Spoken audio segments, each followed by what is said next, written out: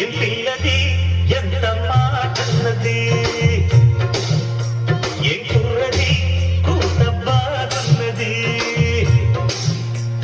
సిక్కుల పురి చెక్కిలి తన గూది అంది, చెక్కిలిపై కెంపులు నా సొంతం అంది. ఎక్కడికేం చెయ్యాలో